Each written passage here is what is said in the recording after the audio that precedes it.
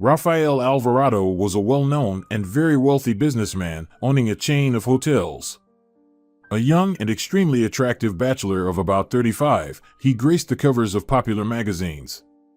Many socialites dreamed of him and did everything they could to win Rafael's favor, but he seemed to think only about work. He rarely attended any events, mostly focusing on his business. Each year, he increased his capital, becoming an even more desirable catch. Rafael was perfectly content with his situation.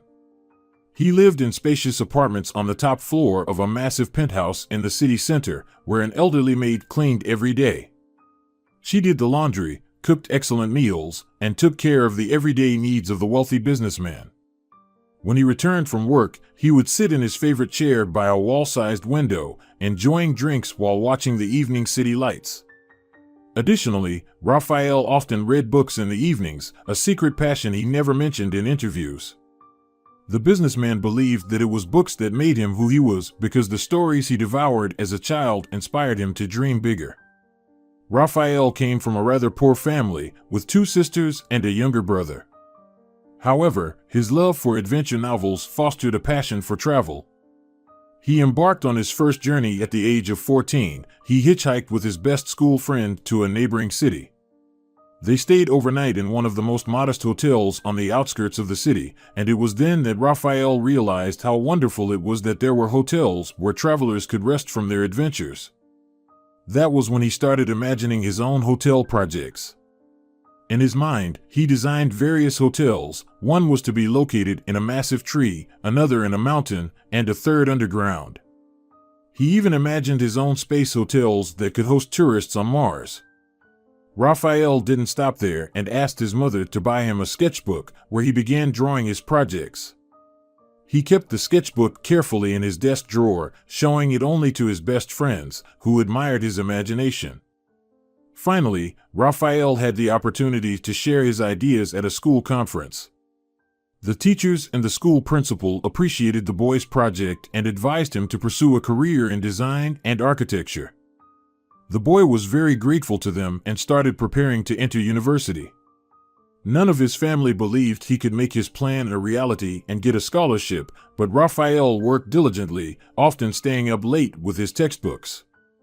When his friends knocked on the door with a soccer ball in hand, the boy would just shake his head and return to his books and notebooks. From books, Rafael already knew that only perseverance and determination would help him achieve his goal. And indeed, he succeeded. He was admitted to the architecture university in the design faculty. His parents couldn't believe it for a long time, but they were very happy and proud of their son.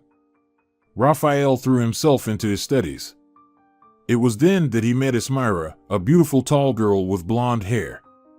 She seemed like a gray-eyed angel to him, and Rafael fell madly in love with her. With his scholarship money, he bought flowers, chocolates, and took Esmira to the cinema and theater. The girl condescendingly accepted his courtship. She came from a very wealthy family and studied in the paid department. Rafael completely lost his head and even forgot about his studies for a while. However, for Esmira, his love was just a game.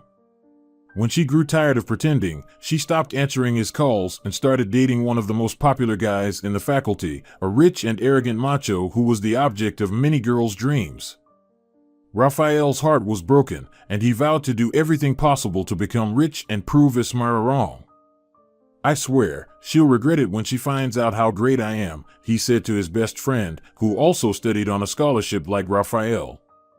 His friend just nodded, not believing it was possible. However, Rafael kept his word. He graduated from university with honors, and he was immediately offered a good job. One of his favorite professors put in a good word for him. The company where Rafael started working was one of the leading construction companies in the country, which collaborated with other countries. Over the course of 2 years, Rafael traveled a lot for work, gaining new experiences, valuable contacts, and expertise.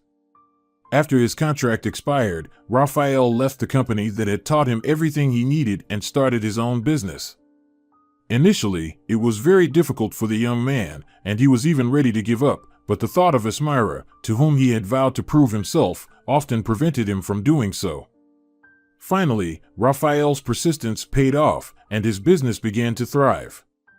He started collaborating with new business partners, and together they launched their first major project, constructing a glass hotel on the roof of a skyscraper in the city center. Then there were other interesting ideas they brought to life: a ship-shaped hotel, an octopus-shaped hotel on the seashore, and a hostel inside an airplane. Many of these projects originated from Raphael's sketchbook, which made him very proud. This is how he became a wealthy businessman, admired by many young beauties, though he had little interest in them. Alvarado did not intend to stop there. He wanted to bring new ideas to life and travel the world. One evening, as Raphael was sitting in his favorite chair with a book, his business partner Victor called. They were the same age and communicated like best friends. They used to dine together often and spend weekends in interesting places, but then Victor got a girlfriend named Isabella, and he began spending most of his free time with her. This didn't bother Raphael at all. He took such things philosophically. "Listen, brother, we have a chance to reach a new level and make good money," Victor said, as usual, without greeting. He always got straight to the point, considering formalities a waste of precious time. "How?" Raphael immediately engaged. For him, business had long become an exciting game in which he would never pass up the chance for a new upgrade. One of the major foreign businessmen, Alessandro Rosso, is interested in our hotels. He wants to build something similar in his country. Moreover, he is extremely intrigued by your imagination and would like to collaborate with us on a long-term basis to create a couple more unique projects. However, after studying his history, I can confidently say that if he is satisfied, he won't stop there. So, as you understand, brother, this is a big fish. We can't miss this opportunity." "Excellent," Raphael replied. "Did you tell him we're in?" Victor hesitated for a moment. "That's the thing, brother, there's a catch here," he finally said.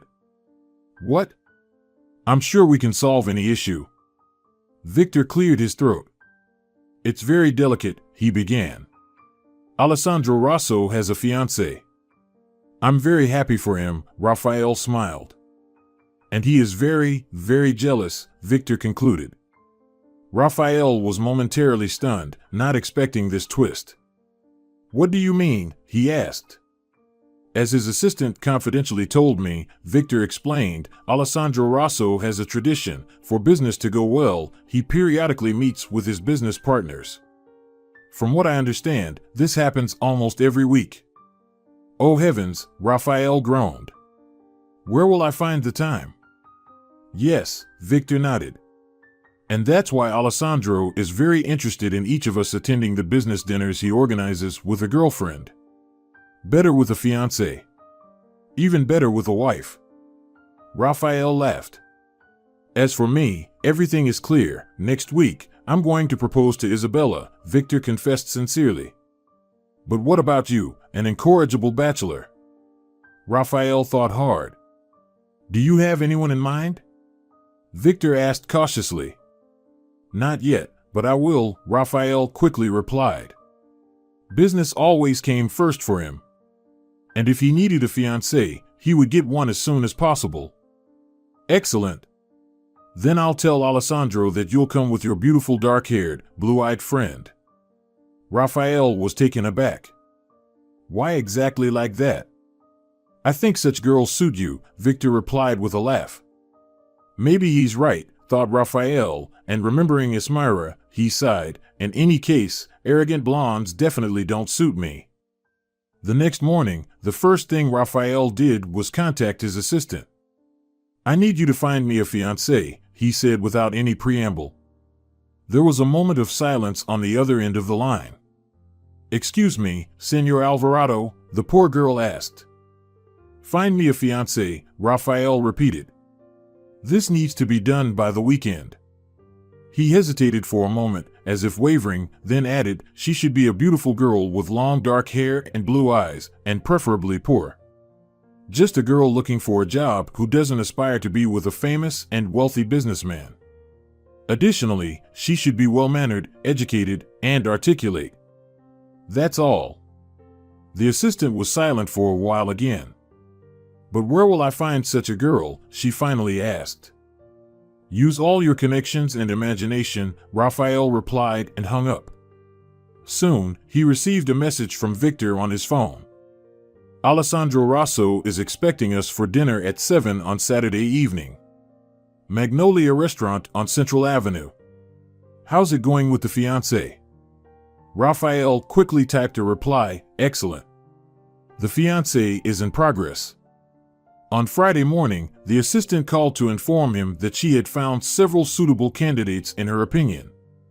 "Do you want to meet them personally to understand who you'll be dealing with, Senor Alvarado?" she asked. Raphael decided it was necessary. He had to make a choice and at the same time brief the chosen girl. He told the secretary he would be in the office in an hour. "Please invite the candidates you selected by that time." "Okay," the assistant replied. Exactly an hour later, Raphael was taking the elevator to his office. For some reason, his heart was pounding, but he managed to calm it down. After all, he was not expecting dates, but business interviews, even if with potential fiancés. Finally, the elevator reached the 12th floor, where Raphael's office was located. He entered the reception area, and the assistant said that the first girl, Señorita Torres, was already waiting for him. Nodding, Raphael entered his office and saw a girl with long dark hair braided into a plait. She was wearing a gray suit, a jacket, under which a white blouse peeked out, and a long skirt. Black shoes with low, stable heels completed the strict outfit. The girl looked at him, and Raphael noted that the assistant had meticulously met all his requirements. His potential fiancée had blue eyes. He decided to make sure the girl could hold a conversation and spoke to her. "Señorita Torres, it's a pleasure to meet you. I am Raphael Alvarado." The girl stood up, and they shook hands like true business partners. In the process, Señorita Torres blushed deeply, which in turn embarrassed Raphael. "Now, I will briefly introduce you to the matter at hand and then ask a few questions, if you don't mind," he said quickly to hide his discomfort. The girl nodded. They sat down in chairs opposite each other, and Raphael explained the nature of the job she would be expected to do. Hearing his words, the girl raised her eyebrow for a moment, then her face returned to a calm and inscrutable expression. "And now, if you don't mind helping me for a decent fee, we can proceed to a short interview." The young lady nodded again. "It feels like she's mute," thought Raphael. Nevertheless, he began asking her questions about her current occupation, education, and favorite activities. Before answering, Señorita Torres took a long time to gather her courage, but once she started, she couldn't be stopped. Listening to her torrent of speech, Raphael felt disappointed. The girl stuttered. That's why she was hesitant to say a word, the man realized. When Señorita Torres finished, he thanked her politely and said he would call if the decision was favorable. The girl walked out, and Raphael invited the next candidate. She was a very attractive girl, but her cold manner of communication put the man off. The third candidate was also beautiful but too tall for him. Raphael didn't want to look ridiculous next to his bride. The fourth girl seemed too plain to him, the fifth, too naive and silly. In the end, Raphael didn't choose any of the candidates. Feeling deeply frustrated for wasting so much time, he went out to dinner. In the restaurant, the man couldn't forget that he needed a bride-like air and unconsciously glanced around for a suitable candidate. There were many attractive girls around, but Raphael didn't dare approach any of them. He didn't want to make a fool of himself. "If the press finds out, they will laugh at me," he decided. Moreover, this whole charade will quickly reach Alessandro Rosso. That would be a complete failure. With these gloomy thoughts, Raphael finished his cold dinner and went home. The next day, he woke up early. Restless, he paced back and forth, thinking about where to find an unfortunate bride. A message notification sounded. Victor had written to Raphael again. "I hope you've settled the matter with the girl. Rosso is expecting both of us," read the message. Raphael didn't reply, deciding that if worse came to worst, he would say he was sick and simply not go to the dinner. He took a shower, got dressed, and went into the city for breakfast. Leaving his car in the parking lot, the man walked towards his favorite cafe, where they served very tasty French toast and croissants in the mornings. On the way, he suddenly noticed a public library and, remembering that he had no new books, decided to go inside. Of course, Raphael hadn't used libraries for a long time. All the books were ordered by his assistant. But because of all the fuss with the bride, the businessman had completely forgotten to send her a new list. This meant he was left without books for the weekend, which was like death to Raphael. He really loved to read. Moreover, due to the absence of a bride, it seemed he would have to spend tonight at home. Of course, Raphael could have gone to any bookstore and bought the necessary copies. But the sight of the library suddenly evoked long-forgotten childhood memories. It was nostalgia that drew him to the heavy doors behind which lived thousands of stories. Raphael pulled the door open and inhaled the unique scent of books with pleasure. He once again felt like a child standing on the threshold of new unforgettable adventures. Entering the hall, Raphael climbed the wide white staircase and walked into a room filled with many bookshelves. He started moving slowly along them, looking at the spines, completely forgetting about breakfast and other worries. The man was so engrossed that he didn't immediately hear a young girl in round glasses call out to him. Realizing that the new visitor hadn't heard her, she approached closer and repeated her question. "Are you looking for something specific?" the girl asked. Raphael started and looked at her. The girl had long dark hair, blue eyes, and a sweet smile. Nina Martinez read the badge on her white shirt. Raphael involuntarily looked her up and down. She was elegant and slim, wearing a short pleated skirt, funny white knee socks, and heavy army boots. The businessman began, completely forgetting why he had entered the library. "You," the girl smiled, patiently waiting for him to continue. "I was looking for books," Raphael said. "Oh, that's wonderful. You've come to the right place. We have many," the girl joked sweetly. "Maybe you have specific preferences?" Raphael couldn't focus on the conversation. All his thoughts were consumed by the upcoming dinner. What if I asked this lovely librarian to be my date for tonight? I wonder how she will react, he thought tensely. He felt himself sweating all over. Oh, why wasn't he Victor? Victor would immediately use his charm to win the girl over and easily take control of the situation. Raphael was different. He always found it hard to meet new people. It turned out that even now, as a wealthy businessman, it was still difficult for him.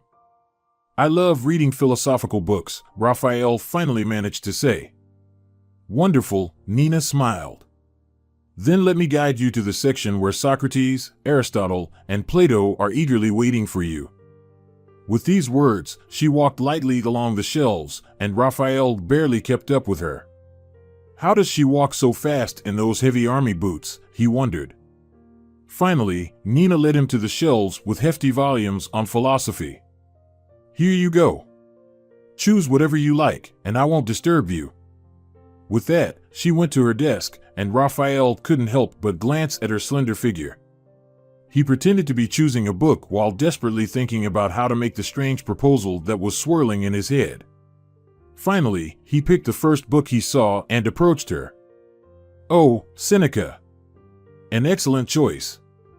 Nina smiled broadly at him. "Are you already registered with us?" Raphael shook his head. "All right, then I'll take a blank form, and I'll need your documents." Raphael put down the book and took his driver's license out of his pocket. However, before handing it over, he looked intently at the girl.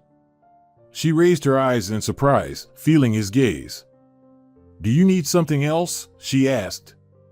"A special book that's not on the shelves?" "No, it's not quite that," Raphael admitted. "Or rather, it's not that at all." He got confused and felt himself blushing.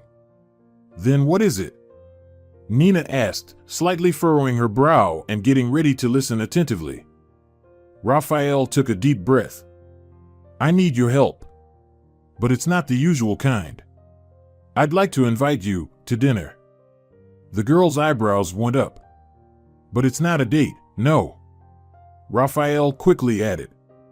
Nina laughed. Then what is it? Do you want me to read you poetry? No, it will be a dinner with my business colleagues. The man admitted. Everyone will be there with their girlfriends and fiancés, and I. Oh, that's what it is. Nina guessed and quickly finished for Raphael, and you have no one. Exactly, he nodded with relief. Nina thought for a moment. And when is this dinner? She asked. Tonight, Raphael replied. His heart skipped a beat. He was afraid she might be busy. But Nina smiled again. Strangely enough, I am completely free this evening. Raphael felt relieved and very happy. Great, he smiled. He inadvertently looked Nina over again. Just, do you have? It was again terribly awkward for him to say it out loud, but the girl guessed everything again. An evening dress? She asked. Raphael exhaled and nodded. I think I can handle that, Nina nodded. If you need to buy something, I'll cover it, Raphael quickly said. Here's my business card.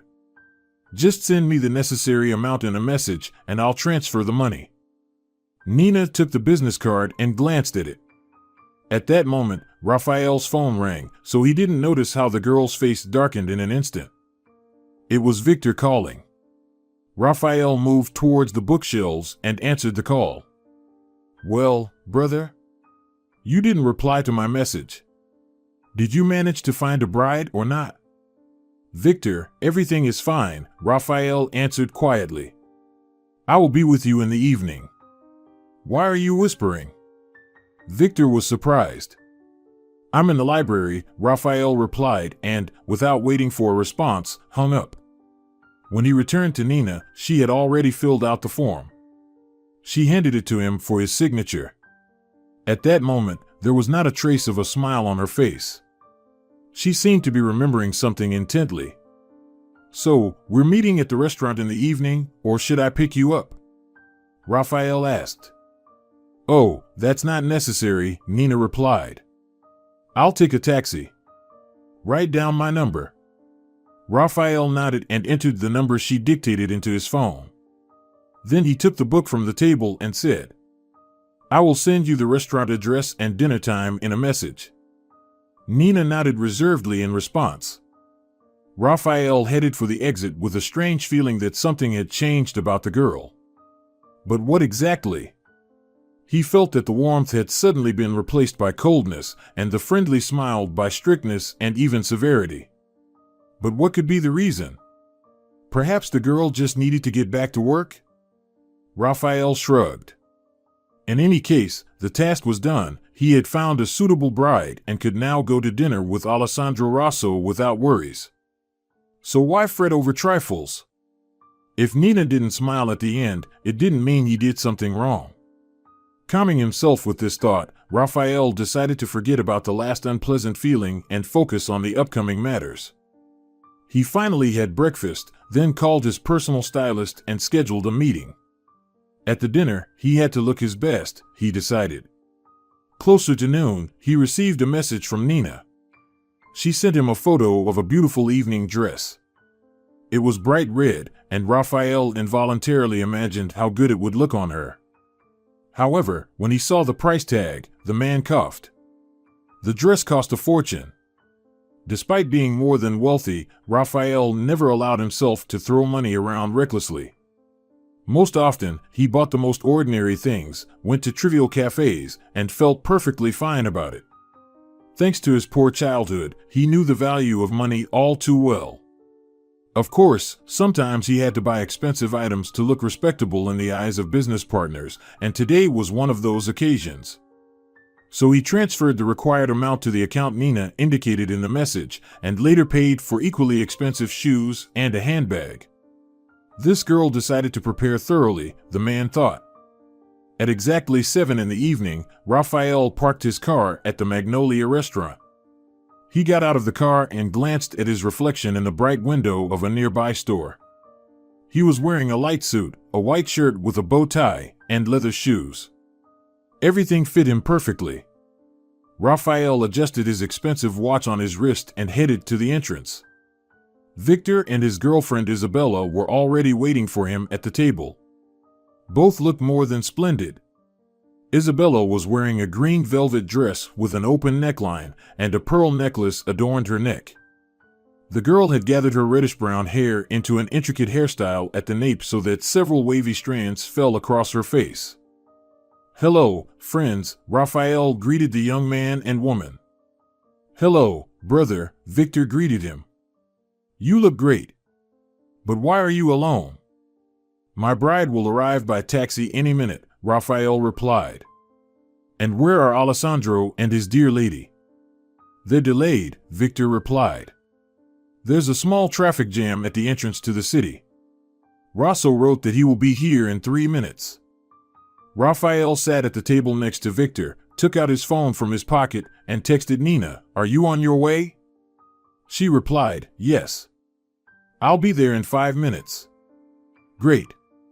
I'll be waiting at the table," Raphael responded and put his phone away. Victor said something to Isabella and then turned to him. "Listen, brother. In our business dealings, everything has always been clean, right? We haven't broken the law or anything like that," he asked anxiously. "As far as I know, no. But why are you thinking about this now?" Raphael wondered. Victor nervously tapped his fingers on the table. "I heard that Rosso is very picky about such things. He himself is extremely honest and demands the same from his colleagues and partners. If our company has ever been involved in any dubious dealings, he will immediately refuse to cooperate." Raphael thought for a moment, trying to recall anything. "No, I've always tried to conduct business as properly as possible. Unless there's something I don't know." Victor nodded. "Then I think everything will go perfectly. Of course, unless your fiancée decides to ditch you." He laughed, but Raphael was not in the mood for jokes. He was looking at a couple slowly approaching their table. He had only seen the man in photographs before, and it was Alessandro Rosso, a well-known businessman and their potential business partner. He was a tall, middle-aged man in his 50s. His smooth bald head shone under the lights, and his stylish checkered suit fit him perfectly. Rosso carried himself with great confidence. Following him was a rather tall young woman with blonde hair and big eyes with long lashes. A blue silk sheath dress accentuated her slim figure, and silver jewelry matched her light gray eyes beautifully. Raphael stared at Rosso's companion, not believing what he saw. He undoubtedly knew her very well. Alessandro's companion was Esmira, the same woman who had once broken Raphael's heart at university. Now he understood why Rosso was so jealous of his partner. This woman had always been flighty. When the couple approached the table, the men stood up to greet Alessandro. Esmira gave Raphael a languid look and extended her hand for a kiss. He shook it somewhat mockingly, unsure if Esmira had recognized him, as she put on an indifferent expression. "In any case, everything between us is long in the past," Raphael thought. "Glad to see you all in this beautiful place," Alessandro Rosso said good-naturedly. "My respects, Victor, Isabella, Raphael." "Oh, Raphael, why are you alone? Where is your fiancée? Victor said you would come to dinner with a lovely blue-eyed angel." Raphael blushed, realizing that seeing Esmira had made him so nervous that he completely forgot about Nina.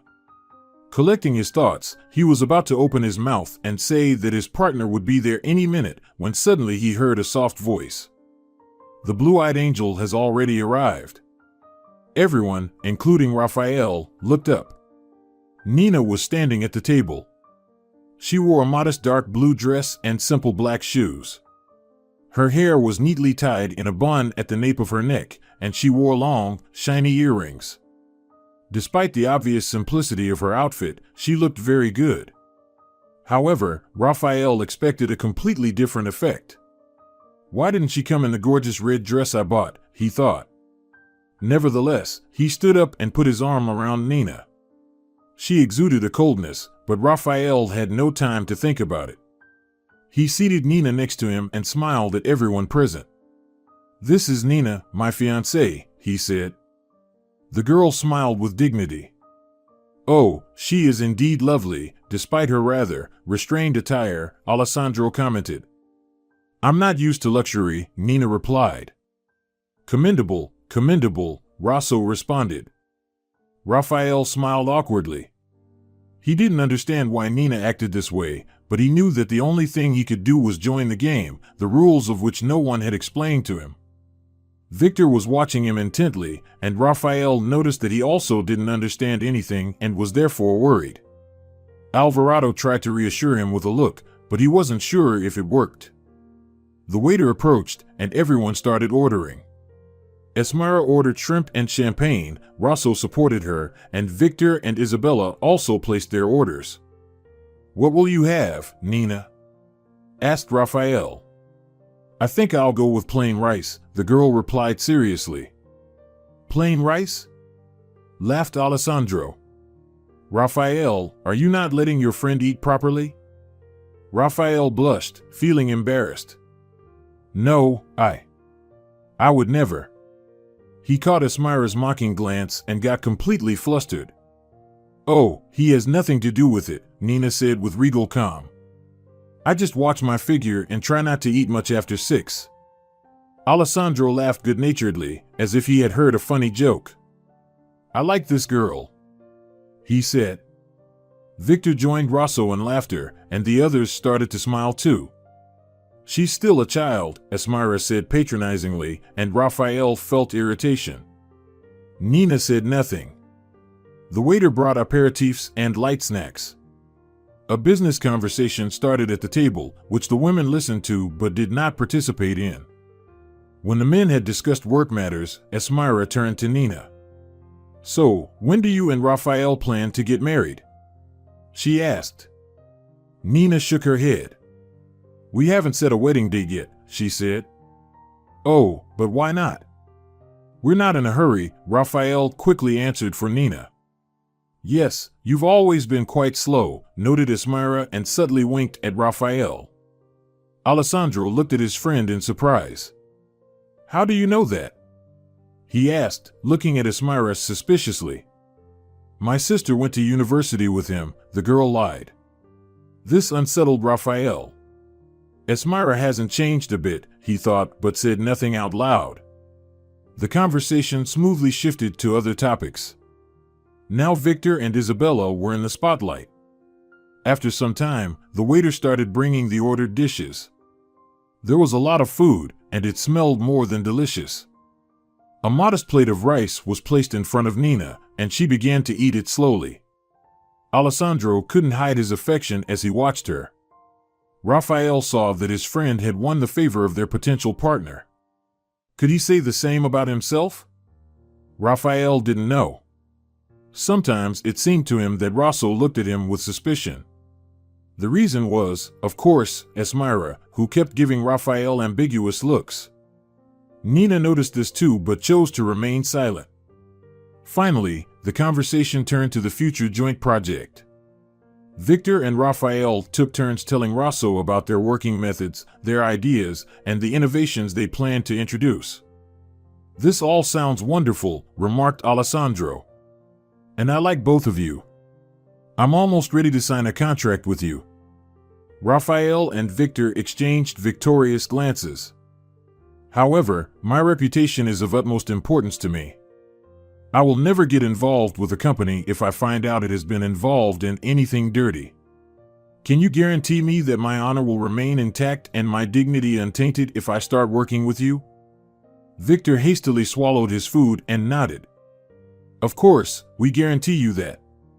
Alessandro turned his gaze to Raphael. Yes, we have never allowed ourselves to act dishonestly towards anyone, he confirmed. What little angels, remarked Esmira. Alessandro was about to say something, but at that moment Nina rose from her seat.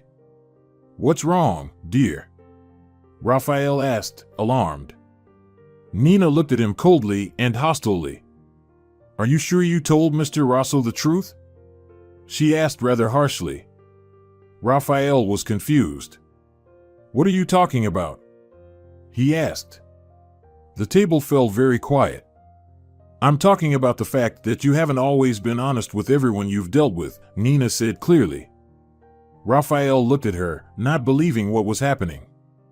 Who did I deceive? He barely managed to say. My father, the girl replied.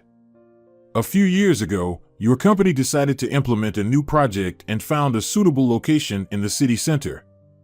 But there was one small obstacle in your way, a little house where my family lived. And you decided to simply demolish it. A deadly silence hung over the table. Alessandro Rosso stared intently at Raphael. Is this true, Mr. Alvarado? He asked sternly. Raphael turned pale, and sweat appeared on his forehead. I don't know anything about this, he muttered. That's a lie, exclaimed Nina. You are the head of the company, you must know everything that happens in it. But I seriously know nothing. I always personally check the place where construction was planned. You're lying, Nina shouted. Tears welled up in her eyes, and grabbing her purse, she ran away from the table. Raphael wanted to catch up with her, but Victor managed to hold him by the sleeve. Wait, brother, he said. Raphael stopped, looking at Victor. I don't know anything about any demolished house, he repeated, looking his friend in the eye. But I do, admitted Victor, lowering his gaze. What? Raphael couldn't believe his ears. It happened 4 years ago. We were planning to build a hotel in the center. You took a short leave then because your mother was ill. I handled everything. Yes, there really was one small house. I offered to buy it, but the owner refused. So I bribed the police, and they forced the family to leave the house, giving them 3 days to pack. This man wanted to go to court, but our lawyers convinced him that it was useless to fight a giant company. We transferred a substantial amount to the owner's account to cover the costs of acquiring a new home, and after a while, I completely forgot about this incident. Raphael looked at Victor with wide, horrified eyes. You really did all this, and behind my back? How could you, Victor? I trusted you completely. Without raising his head, Victor replied, Forgive me, Raph. I didn't think it was that serious. Alessandro Rosso began clapping theatrically. Exquisite. What a dramatic scene. Two business partners unmasking themselves. Saying this, he stood up and helped Esmira to her feet. Dear gentlemen, I thank you for a wonderful dinner and ask to be excused. We must take our leave. With these words, Alessandro and his companion left with dignity. No one thought to stop them, everything was obvious. Well, I'll be damned, was all Victor could say, and Isabella sympathetically patted his hand. Victor, this is absolutely not funny, Raphael said sternly. I'm not sure I'm ready to continue working with you. With that, he got up and also headed for the exit. As Raphael was getting into his car, he felt someone's gaze on him. Looking up, he saw Esmira coyly watching him through the window of a car leaving the parking lot. In response, Raphael just shook his head. He took out his phone and sent Nina a message. I'm sorry, but I really didn't know about your house. Victor just told me about his dishonest act now. The reply came almost immediately. I don't believe you, Nina responded. Raphael had no choice but to go home. He couldn't sleep for a long time and only calmed down when he firmly decided to go to the library the next day to talk to Nina. He woke up very early. He immediately got up, brushed his teeth, took a shower, and got dressed. There was still plenty of time before the library opened, so Raphael decided to take a walk. He strolled down the street, got a coffee, and drank it anxiously, barely tasting it. Half an hour before the library opened, he was already standing at the entrance. Finally, he saw Nina. She was walking down the street, lost in her thoughts. She was wearing a short green skirt, a white polo shirt, and the same army boots. Her hair was down, adorned with a green bow clip. Nina didn't notice Raphael at first, so he had to intercept her to get her attention. Seeing him, the girl was very surprised. What do you want? I thought we said everything to each other yesterday. Raphael tried to take her hand, but Nina pulled away. "I just wanted to apologize again. I'm telling the truth, I knew nothing about your house." Nina looked at him intently, not saying a word. "It doesn't matter anymore," she finally said, trying to walk past Raphael, but he didn't let her pass. "Wait a minute. I want to make amends. You already did that yesterday. The money you transferred for the dress, shoes, and bag I gave to my parents." Raphael nodded. Now he understood why Nina came in her regular clothes. "But I don't want you to hold a grudge against me," Raphael exclaimed desperately. He himself didn't know why it was so important to him. The deal with Alessandro Rosso had fallen through, so he no longer needed a bride. However, something inside resisted the thought of letting Nina go forever. "I'm not holding a grudge," the girl replied dryly. "Then prove it," Raphael smiled. "Let me take you to dinner." "Another one?" Nina responded skeptically. Raphael finally managed to take her hand. "Yes, but this time we'll be alone. And it will be a date," he said firmly and resolutely. Nina's eyebrows shot up in surprise. She couldn't believe what she was hearing. But why would a wealthy businessman invite an ordinary girl on a date? Raphael leaned close to Nina's ear. Maybe because he simply likes her? Nina smiled at these words. "All right, I'll give you another chance," she said and skillfully slipped away, disappearing behind the heavy library door. Raphael went home. After changing, he went to the office, where he reserved a table at a restaurant and ordered roses to be delivered directly to the library. Then there was a knock at the door. "Come in," Raphael shouted. Victor entered the office, still visibly embarrassed.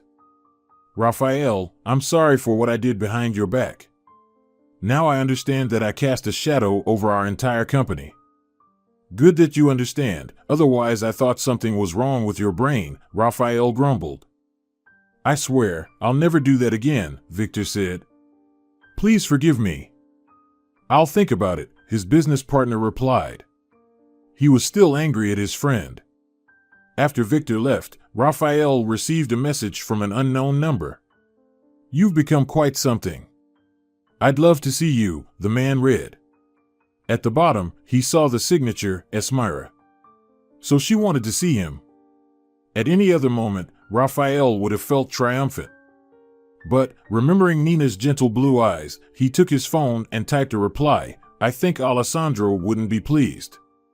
After sending the message, he blocked Esmira's number and focused on his work. At exactly 6, he closed his laptop and went home to change and get ready. At 7, he was at the library door.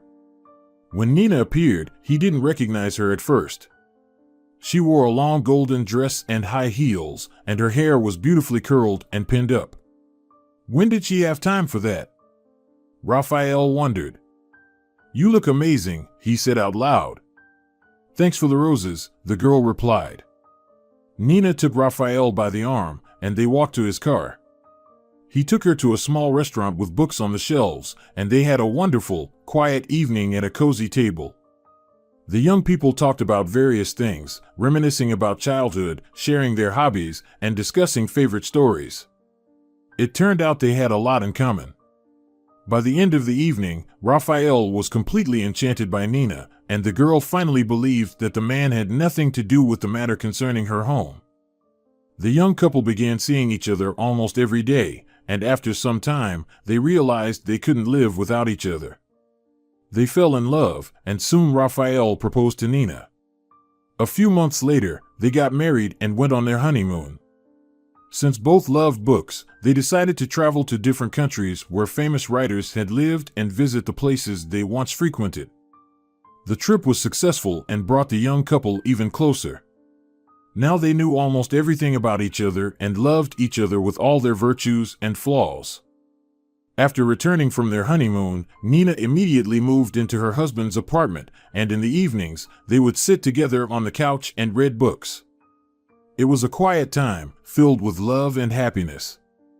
Dear viewers, if you enjoyed the story, please support the video by liking it and leaving a comment. Thank you very much.